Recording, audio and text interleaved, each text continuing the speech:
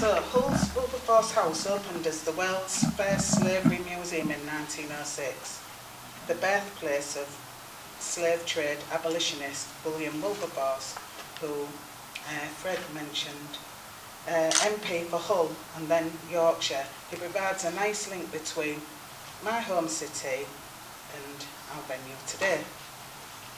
The presentation today showcases joint work between the Wilberforce Institute and Wilberforce's birthplace. We consider how the legacy of our region's link with UK slavery abolition can be used to help make our county more inclusive today. For even Wilberforce championed other humanitarian issues, from animal rights to disability rights. We don't seek to provide answers, only to raise awareness of some issues. So the need to move beyond Wilberforce. The Wilberforce family, in brackets later Wilberforce, had ties with rural Wilberforce, then Beverley, and finally the port town of Hull. Like so many leading figures in Britain's past, present and future, they had assimilated from being aliens to leading parts of our regional identity. Wilberforce is remembered as an important human rights campaigner across the UK, including at Wimbledon, Westminster Abbey, York Minster, Hull Minster, and as shown in these slides, at the top of the tower marking the entrance to Hull's fair stock outside his former school at Bridlington. And from 2007 you can walk across the county to homage to him. We are rightly proud of his son of Hull, but but also remember the championed causes beyond human rights, including the disability and preventing animal cruelty, just as Britain's anti-slavery past needs to recall voices other than Wilberforce.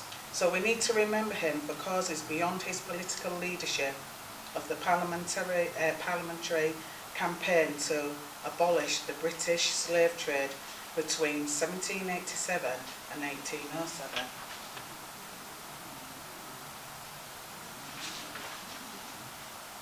So the slave trade abolitionists.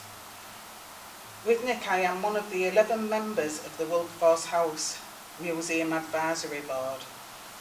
People representing the global majority. We are all people with lived experiences of trauma and racial intolerance. And this has been something really unique for myself representing the group today, that we have actually won numerous awards in the past year for decolonising museums and museum spaces, something which is really unique. And just reverting back to what you were saying, Fred, as well, in terms of sort of the slavery and how people, like they still never left that sort of the lifestyle and that wet environment, even though there was, they'd come out, the abolition bill had come in place. And so that's important. People don't realise that's still, the results of that are still shaping people's lives today.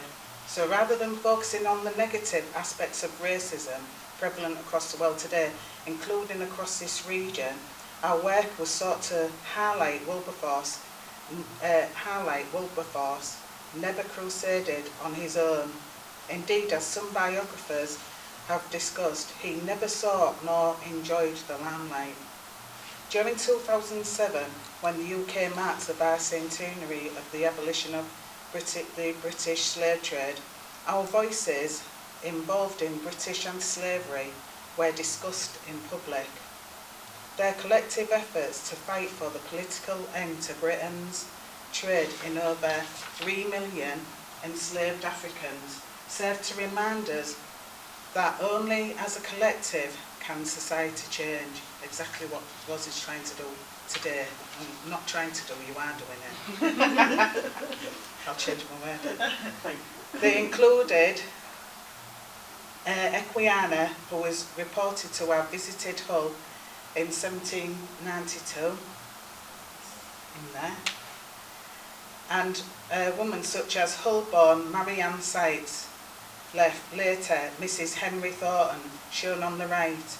People from different racial groups, religious communities and economic divides championed the cause of the slave trade abolition. They included petitions to Parliament from Hedden, which is a village, I don't know if most of you are aware, which is a village on the outskirts of East Hull. Obviously sometimes you can go through that way to come onto the main road to come into Bridlington. They included petitions to Parliament from Hedden, speeches in churches and chapels across East Yorkshire, to investment in projects supporting fair trade with Sierra Leone in 1790, supported by a vicar from Wilberforce. And for those that you may know that Hull is twinned with Sierra Leone. Remembering these figures is important work, so they continue to inspire young people today, just as many of us were inspired by Wilberforce when he was growing up. New Voices, this is Sidi Maggio, 12 Tribes of Yorkshire, Freetown Society Hull, and he works with Hull Afro-Caribbean. Nick and I are not the only people you may have met who are involved in this work to make heritage more representative. And Sidi actually came last year, he was invited by Ros. Sidi Maggio from Sierra Leone is working in schools and even organising football matches to amplify new stories about Britain's imperial era ties with his native Sierra Leone. As he reminded us in Leeds the other day, Black History Month should not be something that is remembered 1 month a year, but woven into all our region's stories. Many gathered here today will remember him from his inspiring talk at last year's ACES event, but he spoke the other day about a figure we hear less of in Yorkshire, Thomas Peters, a former soldier who fought on Britain's side during the American War of Independence. But rather than us speaking for Sidi, let's hear what he has to say in one of the new interactive displays we have created together for Hull's Wilberforce House Museum. Now, here's the technical bit. Can I get this to go? I don't know if this will play. No, it won't play. Okay. But there is a separate one which I can play at the end when we've done, you know, I know there's a separate one on the stick, memory stick. And I will play it at the end, but the notes to go with what Sidi's sort of audio is. It's one of the first tasks the Wilberforce House Museum Advisory Board did was to be interviewed forgotten slave trade abolitionists. Here we hear from Sidi about someone you may not have heard of. Like a true Yorkshireman, he could not be silenced. He spoke out which is Thomas Peters, sorry. Like a true Yorkshireman, he could not be silenced. He spoke out about problems with a project Wilberforce and Henry Thornton, another Hull lad, planned.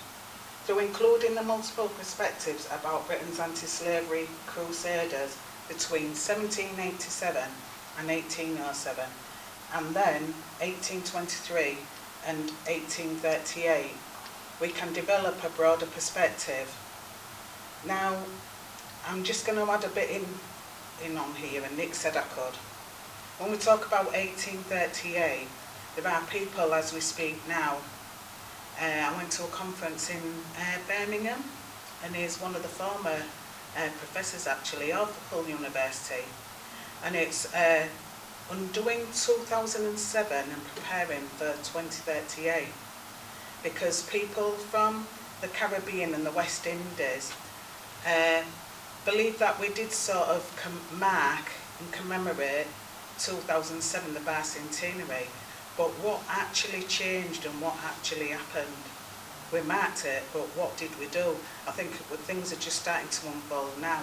And when, like Fred was saying about the abolition and setting up of the working you know, the slaves who were working. And that the owners were compensated. That's something which I won't go into today because that's another story and I'm not the best person to say that, but I do believe a lot of people feel about reparations that it should not be just about acknowledging and as a percentage, they should be compensated. But that's another story and that's controversial, so it's not for me to say today. But going back to the notes, as Hull has been twinned with Sierra Leone's capital, Freetown, since 1979, it is also important that we in Hull depict the story of anti-slavery through multiple perspectives, especially including men and women and people of all colours. This is the Wilberforce House Advisory Group, and this was last year actually, where we did an exhibition. Well, there was the homelands, which was around Sierra Leone, which Sidi and a couple of the advisory board were tasked in presenting. So, you know that reflects Sierra Leone, but from the advisory board's different approaches and perspectives. But we also we did something around Taking the Knee exhibition, which we won some awards. Out of 2,500 a year ago, it was in Newcastle. We won decolonising museums and museum spaces, and we won that, you know. So here we are there this is Dr. Nick Evans there, who can't be present today, but I'm sure he's in the room, so I hope I'm doing him justice. Our work on the advisory board grew from the interactive displays we have just watched. The team includes, which probably would have been in Sidi's, but I'll play that later on for you all. The team includes people of all ages, many nationalities and different backgrounds, and we also like to support Ros in Bridlington. So we feel that Ros is there on hand coming to Hull, and we like to think, you know, do the same with Ros. It's about working together. Yeah. It is sought to amplify the important contribution that people of colour, the global majority, have made to Yorkshire. As Nick discussed, last year, from ancient Rome to Windrush generation, people of colour have worked tirelessly to make our region great. They included black servants at nearby Burton Agnes, to an African empress of Rome who lived at York, and equally talented members of our board have been working on how to depict the legacy of 1807 in Hull's Wilberforce House Museum. Whilst our key message was that racism continues to blight the lives of people across Britain, we also wanted to showcase our own heroes, men and women, who have overcome racial prejudice.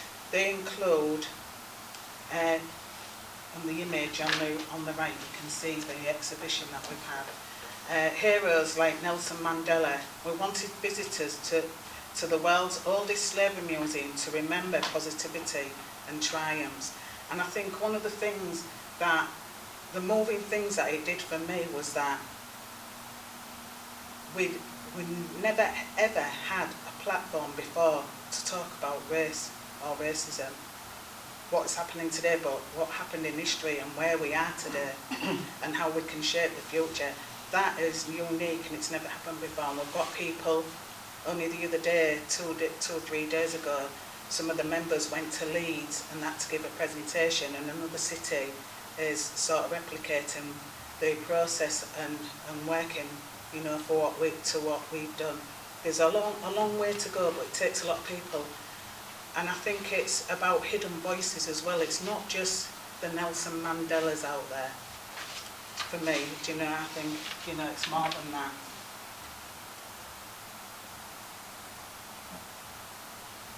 So preparing for a decade of anniversaries.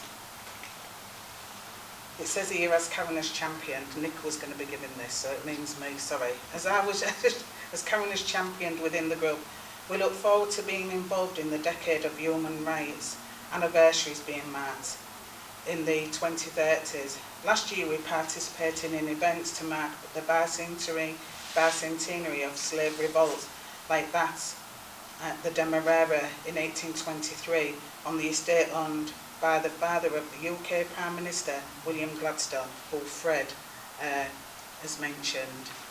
And like I said, there's a key date coming up where we can do that. And also, I don't know, was everybody here last year who saw Cecile Oxel? Cecile Oxel, she's chair of Hull Amnesty Group. She's a friend and colleague of Ros now. Yeah, they're from the same country. And she delivered like a talk presentation last year, and it's about a book she's writing, and the book is about her family history, and it's worth. I mean, Ros would have liked her to come today, but she was unable to. But in this story, she talks about the Demerara revolt and over time, what happened in Guyana, historical events that happened. And it turns out right at the very end that she's talking about, and don't quote me on this where I'm saying the great-great-greats because I can't remember how many, but she's talking about her ancestors, a grandfather, a great-great-great-great-grandfather was a son of a slave owner, and a great-great-great-great-grandmother, don't quote me on the greats, was a slave. So they integrated. Yeah, and she's got a brilliant piece of work that she's researched about her own family, and it ties in with what Fred has been talking about. And the amount of information she said last year was amazing. Yeah, and obviously with Ros, so Demerara, a name we still associate with the sugar we consume, marked a key turning point in Britain's anti-slavery story. It led to a group including Wilberforce reforming to establish a campaign to eradicate slavery in the Caribbean. Demerara was one of the many acts where the enslaved tried valiantly to end slavery. Sam Shah, whose rebellion in 1931 to 1932 is less well known today, showed that the enslaved, rather than the British abolitionists, were prepared to die for the cause of freedom. I think I'd be one of those people. I probably would get arrested if I had to today, and I was out there. So no one's getting arrested today. I don't like injustice, and I always stick my neck on the line. I don't like injustice, whatever it brings. So I aren't going to do that today. I promise you. We hope in the decade of slavery bicentenaries in the 2030s that the names of others will become as well known to you as our own Wilberforce. And I think that's good, because what we're doing today, hopefully it's informative, it's educating ourselves. I've learned so much from Fred's presentation, and I learned a lot from Ros and Cecile. Such debates are especially important in a county like ours, because before Wilberforce was born, leading members of the county played a key role in developing slavery in the Caribbean. Figures like William Strickland of Bridlington Hall played a key role as a Secretary of State for war in the Hanoverian monarchy, suppressing the Jamaican Maroons.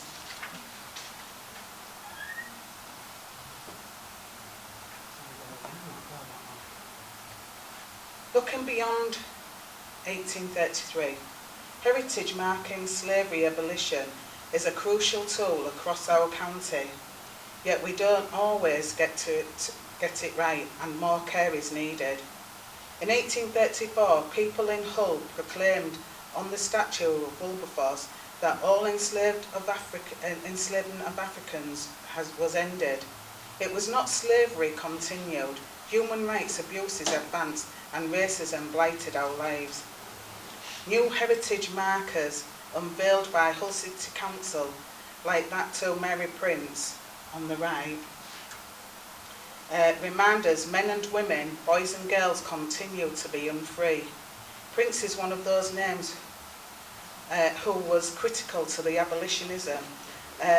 between 1823 and 1833 through her writings, yet 1833, 1834 and 1838 did not mark the end of human rights abuses in Britain or her empire.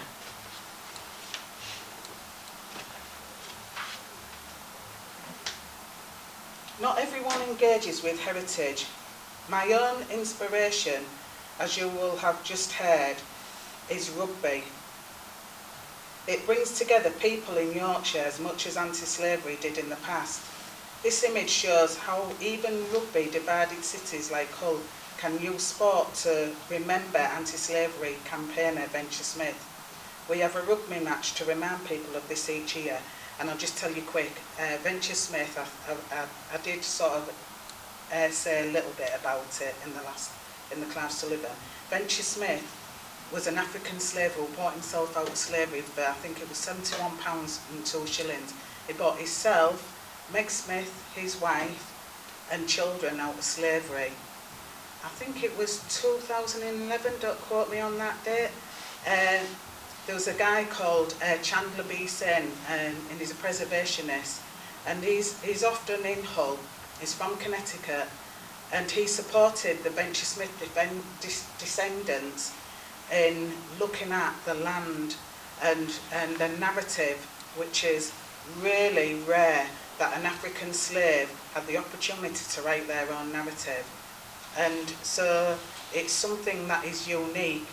And so when I was doing Black History Month, say, I think it was in 2011, say, obviously I worked and lived in East Hull.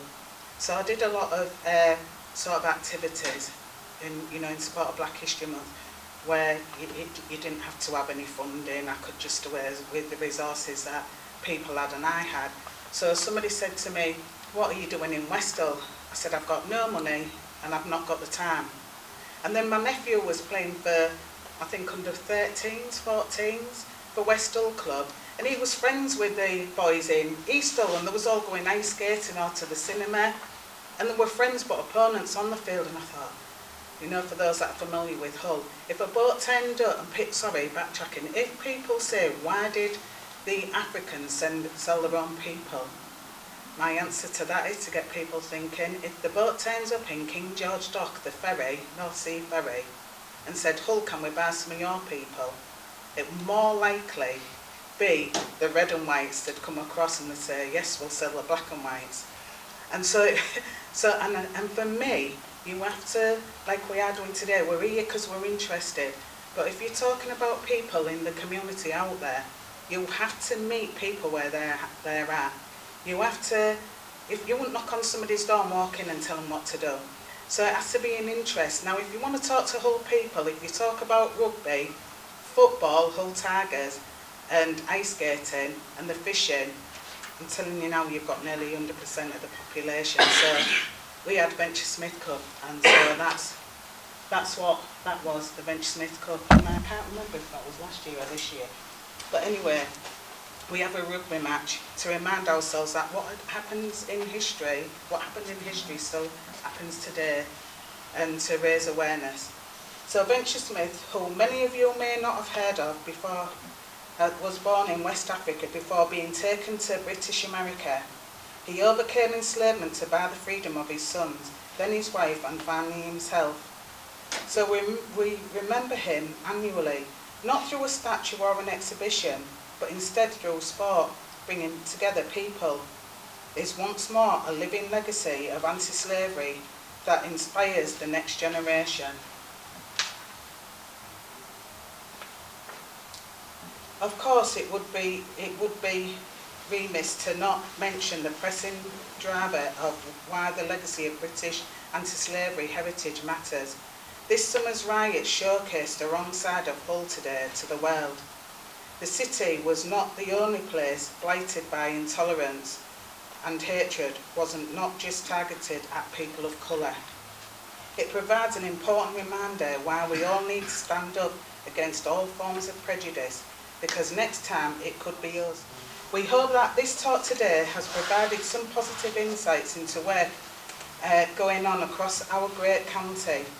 As proud folk from Yorkshire, We thank Ros for hosting the day today, for making today about making everyone feel wanted, and that you will join in our work to make Yorkshire's God's own county once more.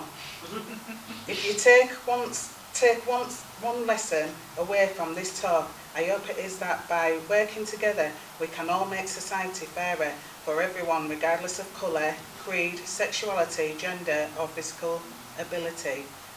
I'm sorry that I could not join you all on this important day for Bridlington and District, and that is the words, those final words of Dr. Nick Evans. And so my next slide is, he's saying thank you, and if anybody wants any details, it's there. Now I can pull up CDs, but Rosie's saying the time, so if anybody wants to that, Dr. Nick Evans can get that to you, or I can. Is that okay? Yeah. Yes. Thank you.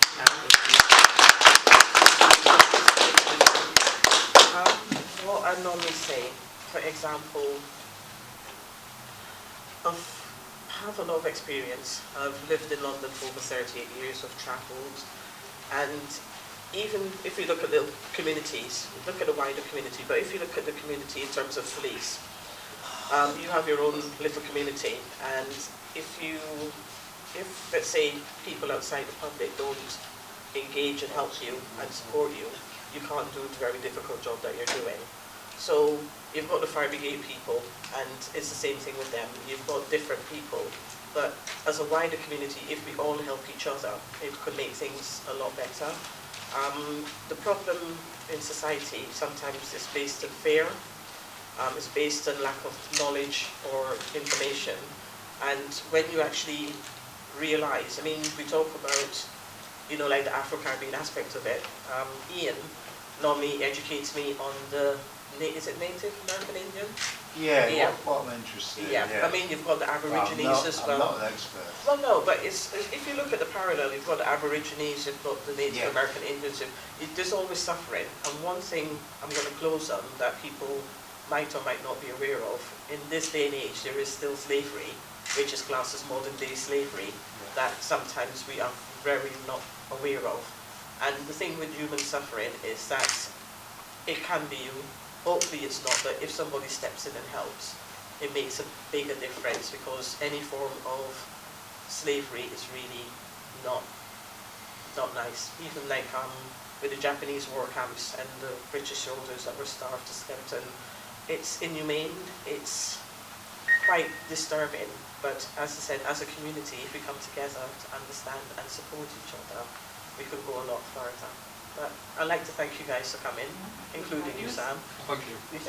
And thanks everybody else, and hopefully we'll be in a position to do this again next year with a different aspect on it. I mean, we would have had Michael. Michael is actually one of our charity members. He's an OBE, very sweet gentleman. That's why we actually celebrate Yorkshire Day, because of Michael. And what it is, he was going to do about the waterways of the Himalayas. Obviously it's not the same waterways as what Fred did, but there's a lot of history and different fascinations around the world that we try to impart and share on people. So hopefully next year we'll have a different setup, as it were, but it will be hopefully as fascinating as this one has been as well. Usually is Michael alright? Yeah, he is having a heart bypass and stuff like that. Oh, good work. Yeah, we do email and stuff like that. I have told him if there's anything that he needs, just let me know. And he has given us his request for Christmas dinner at Seacourt. So I want to tell him, listen, you're not going anywhere. You need to survive, and you need to come to Seacourt, because, you know, like, you've already put your name down. We're not having you going anywhere. It's really positive. Yeah, oh, he is, yeah. And I have engaged with him in that, because I don't want to say, are you sure you're coming? Because that would throw it into chaos. Yeah, but, yeah. I think he knows himself. He's quite a character. He's really lovely. He talks really poshly, doesn't he? He's smashy. Yeah, he is. But the thing is, Brenda's wife is actually from Grenada, and the two of them are really lovely. But the thing is, it's like, I don't want to crush his hope by saying, are you sure you're going to be available for Christmas dinner? So, you know, like, I have to... God willing. Yeah, he will be. He can't go anywhere. If he does, I'll kill him. So... yeah, no, yeah, exactly. No, it's really lovely. I mean, the people that we have that come to the charity, they could talk with the one who could engage. It's just you can come, you can be yourself, alleviate some isolation. We had Lucy, she's gone to see her grandchild, but Lucy's from Indonesia, she's Indonesian Chinese. So, Notting Hill Carnival, I don't go. There's 9 million people in London, 2 million people go to Carnival, I don't like crowds. I've lived in London 38 years, never been.